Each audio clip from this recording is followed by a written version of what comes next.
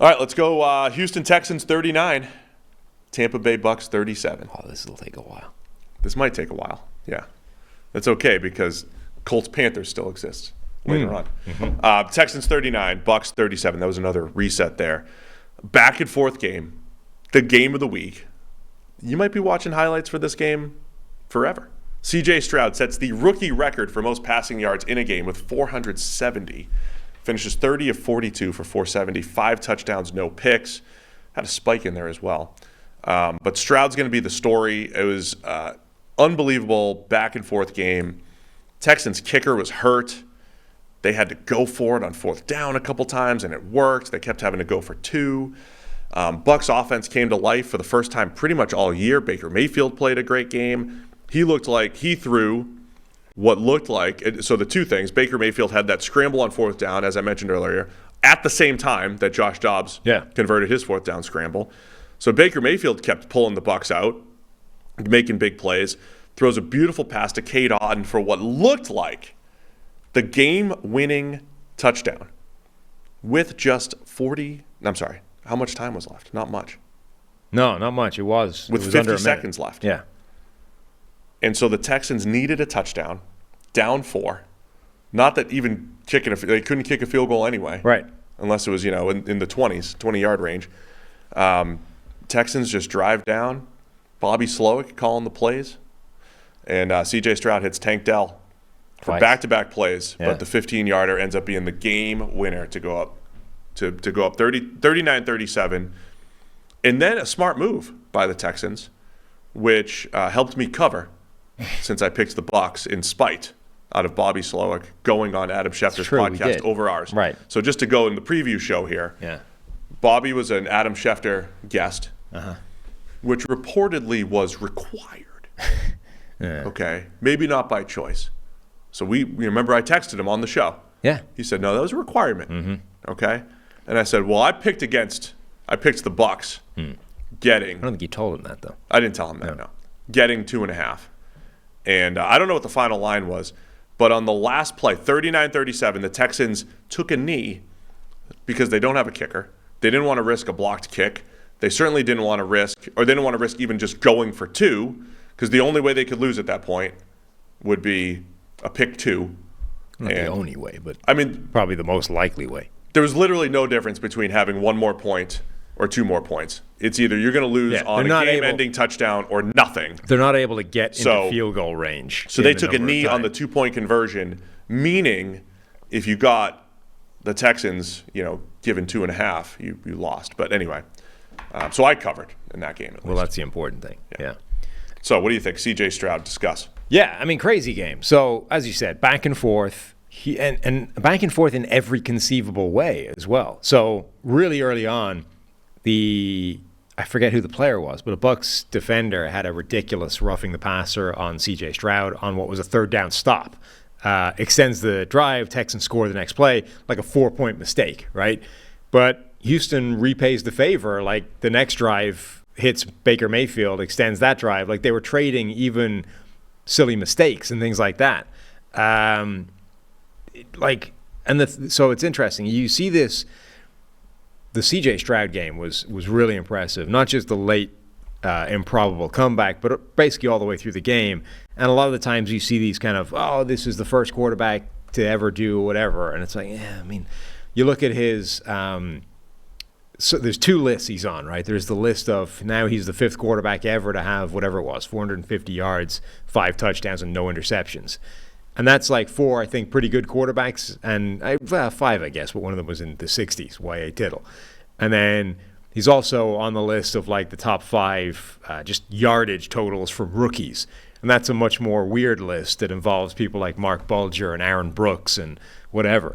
And sort of sometimes, the numbers that you end up with a guy, they don't actually tell you that much. But his performance was every bit as good as the numbers. Like, he's going to end up with a really good grade. His high leverage moments were fantastic. He was great in this game. Baker Mayfield's out there balling out. It looked like he completed the comeback that Baker Mayfield never really completes.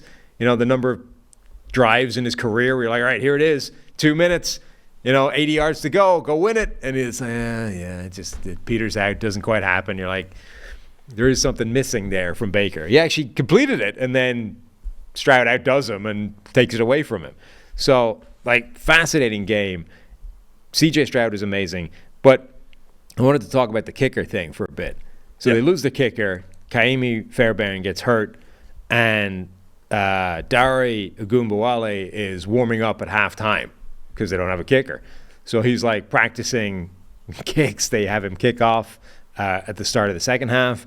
But then they basically are we don't have a kicker. We can't attempt field goals or extra points or anything. So they're basically forced to go for 2 and or go for it on 4th down for the entire second half. Now, eventually, Ogunbowale kicks a field goal, 29-yard field goal that puts them up. But before that point, they had basically been forced to act like we don't have a kicker. Let's go for it all. And what was interesting to me was keeping track of whether they're better off or worse off, having done that by the outcome. And because on, 4th and 8 or something? On 4th and 8, 4th and goal from the 8. Right. They went for it, yeah. And they get the touchdown. So because of that, and they convert on the 2 points on that try as well, now they're up 8 points. So they were net up 3 until the one that they didn't kick at the end, right? The one that they knelt on. So you can 2 or 3. But they're essentially they're net better off to the tune of winning the game. You could make the argument that having been forced to not kick anything actually won them the game because they end up with that touchdown. I mean, the argument for people, and I think we just had the email that came in, what if you just went for it every time? Yeah. Right? The argument for... This is like a forced experiment in this. Is this game. I am reminded of the game. There was Chargers-Ravens a couple years ago where the Chargers failed on 4th down and only scored 6 points or whatever. They got smoked in the game. And so if you did go for it every time, what would happen is bigger just more variance in the score. Yeah. You'd get crushed, but it only counts as 1 loss. But over time, you'd probably steal some wins, which counts as wins, right? So it'd feel bad when you lost, when it didn't work. But it would feel great like it did for Houston here. Like you said, they had to go for it. They thought they had to go for it. 4th and goal from the 8, which is everybody's kicking in that situation, even Nick Sirianni. And then later, Ogunbowale kicks what should have been he picked the go-ahead field goal in the 4th quarter. A 29-yarder. It was pretty solid. It was 30-30. He kicks the field goal to go up 33-30. And then, as we said, Baker Mayfield and the Bucs lead the comeback there, leave just about 40-something seconds for the Texans, and Stroud flips the field with a couple passes. Yeah, I can't believe, by the way, that that punters are not capable of kicking off. I think because there was an Australian punter who just had no history. But you should teach him. You should just be practicing. I get why the punter is not able necessarily to do field goals, because a lot of teams have the punter as the holder. So you can't, if you have to then shift, now you got to have a second holder, and that's just adding, that's probably a quarterback, and the quarterback might be busy, whatever. I get why you can't just go, well, he's our backup kicker. But kicking off, how is the punter not the second best option here?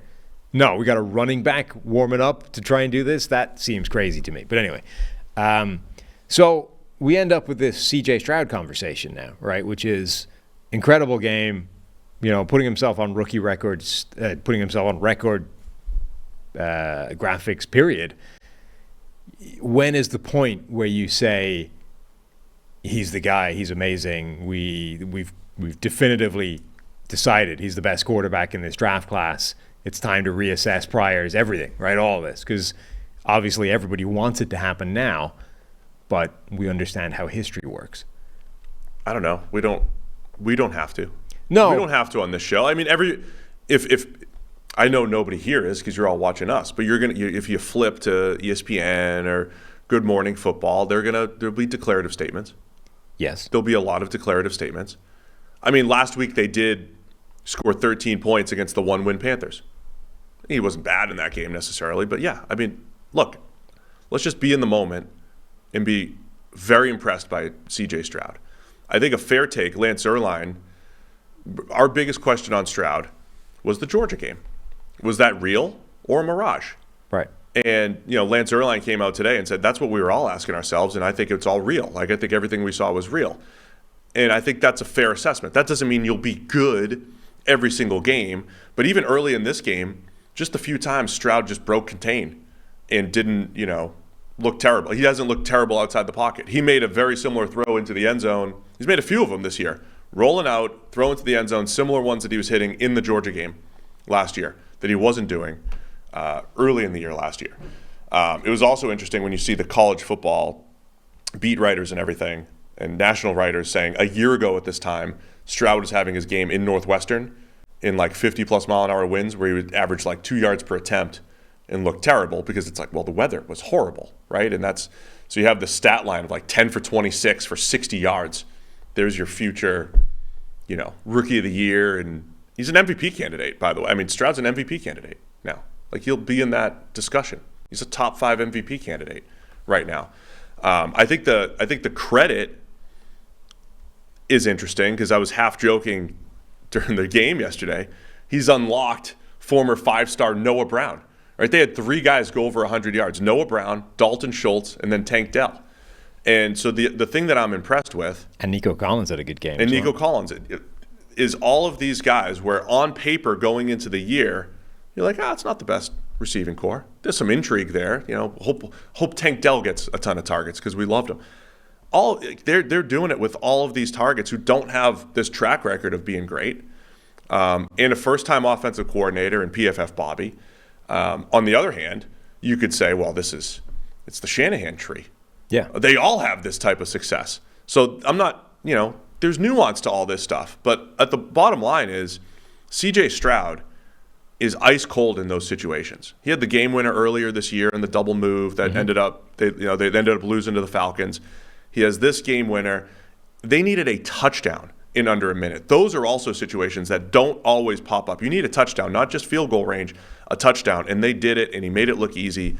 And he deserves all the praise and accolades. We don't need to make declarative statements off one game other than like this was awesome from CJ Stroud and very impressive what he's done through the totality of his rookie season. Yeah, I mean, he looks very, very impressive. It's important not to get carried away because we talked about this the other day, like the history of we're still only half a season into their rookie years, right? And we know that doesn't necessarily tell you the truth about what players are going to be, right? You can pick a random draft class, and the chances are halfway through their rookie season doesn't tell you what their careers were going to end up panning out like. But I think you can look at what C.J. Stroud has done so far and say some of the concerns people had and I had at draft time are probably not going to manifest. Like this idea of he's been bad under pressure, he had a reportedly terrible S2 cognition score. Are we just going to have a guy that melts down and cannot, adjust and work on the fly? And, is his entire NFL career going to depend on whether he gets pressure or not effectively? I mean, he's playing well in disadvantageous situations, even if the offense and Bobby are able to dial up nice plays, etc. I think the concern there is probably gone at this stage, at which point now that's his single biggest negative as a draft prospect is probably off the table. The Texans fans in the chat want us to admit that we were wrong on CJ, which whatever. I mean, we said that was the right pick. That's fine. We put the wrong rankings together. I don't care. And that we were wrong on Will Anderson. Still not wrong on Will Anderson. Nobody ever, I mean, remember the nuance here. Wrong. I mean, you just, good player. Love Will Anderson as the player. Right. Not worth 3 players. Yes. That's the thing. And that's not going to show up yesterday. And that's not going to show up in the first 10 games. That's a multi-year The Will Anderson discussion was primarily it was bad to trade up for him because he can never be worth the cost of what you gave up to make that happen. We are nowhere near being able to tell whether that was the right decision or not based off his career so far. And frankly, even if it works out, from a process standpoint, it's probably bad regardless, right? Like the Raiders, the Khalil Mack trade and those kinds of things. Like you can always reverse engineer these and say, well, if you got the right player, it's the right move. But from a process standpoint, it isn't necessarily. Anyway, that part, like from a Will Anderson, the player standpoint, we said he was one of the best defensive players in the draft. And our only quote unquote criticism was raising the question of whether he was truly in that elite, edge rusher prospect category of guys we've seen come into the league recently, the Bosas, the Chase Youngs, and even the Aiden Hutchinsons. And frankly, at this point in his career, he hasn't been as good as any of those guys. So that part is entirely still either up for debate or we're still right about that. The CJ Stroud thing is, I'm happy to say right now, my single biggest concern about him as a draft prospect is probably already off the table. So from that standpoint, he is better than I thought he could potentially end up being. I had him as my fourth quarterback in the draft, even though, like, at this point, he looks better than I thought he was. The question is, what are the other three guys? Like, that's the bigger question at this stage. Yeah. So are the draft rankings wrong? Almost certainly, because everybody's draft rankings are wrong. What is the order of those four guys? We have no idea yet, right? Richardson's played a few games and then wrecked his shoulder. Will Levis played 7 spectacular quarters and 1 disastrous one. So who the hell knows what he is? And then Bryce Young is struggling in a bad situation, and we don't know what he's going to be. So, those people being like, admit you're wrong about this. Well, okay, I appear to have been wrong on C.J. Stroud and his baseline, but what is the order? Because we don't know that yet. That's my I shouldn't even have brought it up. No, can't respond to those. It is relevant because at some point you do need to change. Like, we've made this point earlier in the season, right? Of course you should still focus on priors because that's still like 90% of the information you have on these players.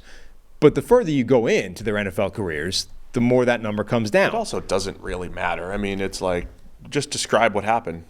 We're here just describing what happened right now. But the point being, the further you get into their careers, the more that prior information does become less important and less a smaller piece of the puzzle. So the further CJ Stroud gets in and continues to play this way, the more it is irrelevant that whatever you thought about him in the past, and you should start to acknowledge that he's better than you thought he was, or he's better than you anticipated him becoming. So I think that's perfectly fair. CJ Stroud is looking better than I expected him to, or that the concern was he could end up being. So I'm pretty sure my ranking on him is going to end up being wrong at this point. But the other variable, like where are the other three guys going to slot? We don't know that yet because we're half a season in, and we know, like Baker Mayfield after half a season looked like the best quarterback in his draft. Lamar Jackson, after half a season, the rookie years, had played like 50 snaps or something. He'd barely seen the field. And Josh Allen was playing like ass. So we don't know yet, is my point. It's not the day to do it. C.J. Stroud finishes 30 of 42 for 470, 5 touchdowns, no picks. The only thing about rookie records is they don't really matter for the future. With C.J. Stroud this year, I'm just impressed with the way he's played football, the way he's handled the pocket, the way he's maneuvered the pocket, gotten out of the pocket, thrown the ball accurately. Mm-hmm. That's what I'm most impressed about, taking care of the ball for the most part. That's what I'm most impressed about. Like Cam Newton had all sorts of rookie most yards through 1 game, most yards through 2 games. Didn't really matter for Cam. It didn't change the course of his career or anything. I thought Cam was a good quarterback and great 1 year. It didn't change the course. He had so many rookie records. Doesn't really matter. And in this case, the fact that it's like 470 yards instead of 440 doesn't really matter, other than like it was such an impressive effort. The way it was done, Tank Dell double move touchdown, hit the post for the touchdown. Dalton Schultz had some huge plays just in space. Noah Brown, as I mentioned earlier, had all 3 guys went over 100 yards. You mentioned Nico Collins had the slant for a touchdown, a couple other big plays. That's what I'm most impressed about, is that Stroud is able, with that group, to spread the ball around, find the open man, throw the ball accurately, hit second reads, maneuver the pocket, and credit to our friend Bobby for kind of putting this all together and getting the most out of Stroud and getting the most out of this group. Newton is a good example of how pointless some of these discussions can be, because whatever about projecting a guy's career forward, like we all just watched Cam Newton's career and can't agree on how good he was. Like, that's how hard this is. You know what I mean? Like, whatever, we're trying to project based off 8 games what C.J. Stroud is going to be in his NFL career, or Bryce Young, or Anthony Richardson, or Will Levis. We all just watched Cam Newton play for his entire career and can't even get on the same page about what exactly he was, or how good he was, or like those kinds of things. So you're having a discussion with a bunch of people who are already set in this is what this guy is. You're not going to be on the same page even if you had all the information. All right, we're gonna. Now this is why it's gonna take us till 9:30. I thought we were gonna have a quicker show. Never gonna happen. From a Bucs perspective, heartbreaker. They lose. They fall to 3-5. It looked like you said, Baker Mayfield gotten over this little comeback hump. Big pass down the field to Mike Evans. They start targeting Cade Otton. He has a huge game, six catches for 70 yards and 2 scores. Trey Palmer had a couple big plays, almost fumbled it away, but Mike Evans saved the game there too for a minute, jumped on a fumble. And Baker Mayfield played. Popped into his hands. He didn't even need to do much. It just sort of bounced his way. There was just some crazy stuff in here. I thought Rachaad White ran really well. I thought, he only ended up at 3.7 per carry, but they were kind of an efficient running game against a weak run defense with Houston. But the question in Tampa Bay now is Todd Bowles, 3-5 this year. Bowles doesn't have the best record as a head coach, but with the Jets or the Bucs, and it's his defense falling apart. The defense has been fine for most of the season. They've got these lulls. But this was bad. As good as it was for Houston and C.J. Stroud, the question in Tampa Bay today is what's Todd Bowles' future? Is he on the hot seat? That's what they're calling for in Tampa Bay right now. Pretty bad defensive performance on that side for the Bucs. Yeah. So Carlton Davis got just abused in that game, particularly by Tank Dell, but he got beaten by a couple other guys as well. Zion McCollum playing all of the time doesn't make a ton of sense to me. He's this hyper athletic.